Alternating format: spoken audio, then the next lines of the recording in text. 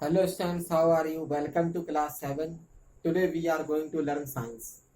आज इसमें जो हम लोग का चैप्टर है विंस स्टोरम एंड साइक्लोन, हम लोगों ने कुछ वीडियो में इस चैप्टर को पढ़ा, लेकिन आज इसके एनसीईआरटी क्वेश्चनों को हम लोग लेके चलेंगे। बहुत इंपॉर्टेंट क्वेश्चन है, देखिए स्टार्ट करते हैं। Suggest two method to find out wind direction at a given place. वो ये कह रहा है कि दो ऐसे मेथड बताइए आप कि जिनसे ये पता चले कि हवा का जो डायरेक्शन है वो कहाँ होता है। कैसे पता चले, कैसे आप बताएंगे कि हवा का डायरेक्शन किधर चल रहा है।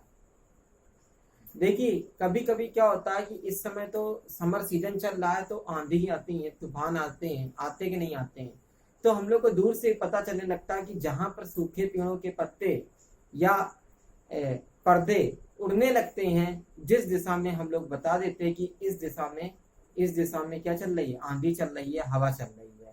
दूसरा तरीका क्या होता है, हम लोग एक विंड वैन बनाते हैं और छत पे लगा देते हैं, उसमें 4 डायरेक्शन लिख देते हैं, ईस्ट वेस्ट एंड साउथ, और उससे भी हमें पता चल जाता है कि हवा की डायरेक्शन किधर चल रही है, ईस्ट की तरफ चल रही है कि वेस्ट की तरफ चल रही है कि नॉर्थ की तरफ चल रही है कि साउथ तरफ चल रही है। अब इसमें बात करते हैं कि दो मेथड क्या, उनको भी जान लेते हैं। तो by watching the direction of movement of dry leaves released in air, मतलब जहां पर सूखी पत्तियां मूव कर रही होंगी जिस तरह पर, एयर द्वारा हम लोग को पता चल जाएगा कि डायरेक्शन विंड की किस तरफ से है। दूसरा है बाय विंड वैन, और वैन ग्राम का मतलब वही है वैन डायग्राम का, जिसमें ईस्ट वेस्ट एंड साउथ बना के और छत पे लगा दें और पता चल जाता है कि हमारी डायरेक्शन हवा की किधर चल रही है। उसके बाद state two experience that made you think air exist pressure. अब देखिए एयर में प्रेशर होता है। आपने कभी देखा कि जब हम लोग हैप्पी बर्थडे में गुब्बारे लगाते हैं और उसे फोड़ते हैं, तो फोड़ने से पहले वो गुब्बारा दबता है, यानी उसको हम प्रेशराइज करते हैं, और जैसे उसको प्रेशराइज करते हैं उससे एक आवाज निकलती है। जब ज्यादा प्रेशराइज हो जाता है तो फूट जाता है, तो फूटने की आवाज होती है। इससे बाद हम लोग ये भी करते हैं कि blowing air in a balloon make it expand which shows that air exists pressure। हम बैलून को फुलाएं, उसमें एयर भर जाएगी, उसको हम जितना दबाते हैं तो हम क्या उस पे लगा रहे हैं, प्रेशराइज उसे कर रहे हैं। क्या कर रहे हैं, प्रेशराइज कर रहे हैं। दूसरा पॉइंट है movement of curtains of winds and door. पर्दे और दरवाजे अगर मूव करते हैं तो ये भी क्या, एयर का प्रेशर है।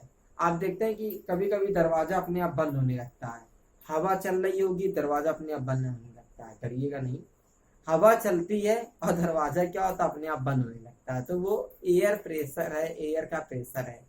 पर्दे होते हैं वो हिल रहे होते हैं, क्यों हिल रहे होते हैं, क्योंकि एयर है ना। जब एयर ज्यादा होती है तभी हम लोग को एयर का एहसास हो जाता है, और एयर की तो फीलिंग्स होती है। कम एयर नहीं होगी, वैक्यूम होगा, निर्वात होगा, तो हम लोग सांस भी नहीं ले पाएंगे, है ना। तो कर्टेन और दरवाजे भी एयर प्रेशर को प्रेशराइज करते। फिर है कर्टेन और विंडो। विंडो भी में रहते खिड़कियां, खिड़कियों के में गेट लगे, खिड़कियां भी हिलने लगती हैं, हवा चल रही होगी, तो उससे पता चलता है कि एयर का प्रेशर है, एयर का दबाव है। You want two by a house. अगर आप एक घर खरीदना चाहेंगे तो आप सबसे पहले क्या देखेंगे उस घर में, क्योंकि लोग बने बनाए घर भी खरीदते हैं। तो अगर आपसे कहा जाए कि एक घर आपको खरीदना है, आप उस जगह नए और आप सोच रहे हैं कि किराया क्या दे घर ले लिया जाए, क्योंकि आपको वहीं पे जॉब करनी है, तो आप जब घर लेंगे तो आप उस घर में क्या देखेंगे सबसे पहले, कि वो कैसा बना है, कि उसमें जीना बाहर से अंदर से। देखिए जब भी हम किसी घर को खरीदें भविष्य में, फ्यूचर टाइम में, तो हम उसमें सबसे पहले देखें कि उसका वेंटिलेशन क्लियर है कि नहीं है, उसमें जाल है अंदर की नहीं है, उसमें बाहर खिड़कियां है कि नहीं है, उसके जो रूम है वो हवादार है कि नहीं है। अगर ये चीजें क्लियर हो तभी आप घर को परचेस कीजिए, वरना मत परचेस कीजिए, क्योंकि वेंटिलेशन नहीं जब क्लियर होगा किसी रूम का, तो जब आप उसमें रहेंगे तो आपका जो बॉडी का एटमॉस्फेयर है, टेम्परेचर है, वो चेंज होगा और आप किसी न किसी परेशानी से परेशान हो जाएंगे। तो वेंटिलेटर या वेंटिलेशन क्लियर बहुत होना जरूरी है। तो क्वेश्चन पूरा ये था कि you want two by a house, आप एक घर को खरीदना चाहते हैं, तो would you like two by A house having Windows but not ventilator, explain your answer. अगर वहां विंडो नहीं है और वेंटिलेशन नहीं है तो तब आप क्या करेंगे, इसलिए आप उत्तर दीजिए, एक्सप्लेन कीजिए। तो देखिए एक्सप्लेन में आंसर क्या आया, a house having a window but no ventilators, किसी घर के विंडो तो है लेकिन वेंटिलेटर्स नहीं है, वेंटिलेशन नहीं है, शुड नॉट बी बाड बिकॉज वार्म एयर, और उसमें जो गर्म हवा होगी वो भरी रहेगी, इसलिए वो जो घर होगा वो नहीं खरीदा जाएगा। Next question, explain why holes are made in hangings, banners and hoardings. आप देखते हैं कि आप कभी कभी देखते हैं मार्केट में, हम लोग के मार्केट में या सेवरल प्लेसेस में कुछ होर्डिंग्स टंगी रहती हैं, कपड़े की भी टंगी होती हैं और वैसी भी होर्डिंग्स बनी होती हैं। तो हमने देखा होगा उन होर्डिंग्स में होल होते हैं, छेद बने होते हैं। क्यों होते हैं, इस बात को आपने सोचा कभी? नहीं सोचा? चलिए मैं बताता हूँ। देखिए होर्डिंग्स जो हम लोग देखते हैं लगी होती हैं हमारे मार्केट में, या होर्डिंग्स क्यों लगी होती है? प्रचार प्रसार करने के लिए, एडवर्टाइजमेंट करने के लिए, लोगों को बताने के लिए कि आप भी ये वर्क करते हैं। उसमें होल्स इसलिए कर दिए जाते हैं कि जब कभी आंधी या तूफान आए, हवा तेज चले, तो उस पर्दे से, उस होर्डिंग से हवा जाए और उससे निकल जाए। जैसे हवा निकल जाएगी तो उसमें कोई एयर प्रेशर नहीं बनेगा, और जब एयर प्रेशर नहीं बनेगा तो जो होर्डिंग्स है, जो बैनर्स हैं, वो कभी जल्दी फटेंगे नहीं, कभी जल्दी डिस्ट्रॉय नहीं होंगे, इसलिए होल कर दिए जाते हैं। तो देखिए इसने आंसर क्या दिया, if holes are made in hanging banners and hoardings then air can pass through these holes which reduce the air pressure exert on the banners.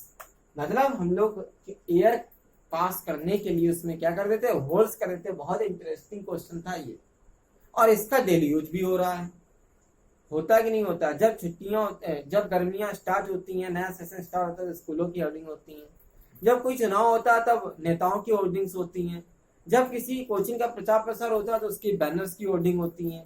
और जब किसी भागवत का प्रसार होता है कि इस जगह भागवत होने जा रही है तो वहां पर भी होर्डिंग्स लगती हैं। तो अगर इन होर्डिंग्स में होल कर दिए जाएंगे तो ये होर्डिंग जल्दी बेकार नहीं होंगी। तो ये साइंस रिलेटेड क्वेश्चन था और हमारी डेली यूज में, डेली लाइफ में भी आता है। तो जब ऐसे क्वेश्चन अगर हमारे डेली लाइफ में आए और हम उनको ना तैयार कर पाए तो बड़ा बेकार है। इसलिए इसमें मेन पॉइंट क्या था, एयर कैन पास थ्रू, बाकी तो क्वेश्चन से ही निकाल लिया था। तो इन क्वेश्चनों का आप फेयर वर्क में कंप्लीट कर लें। कोई प्रॉब्लम तो व्हाट्सअप करें, कमेंट करें।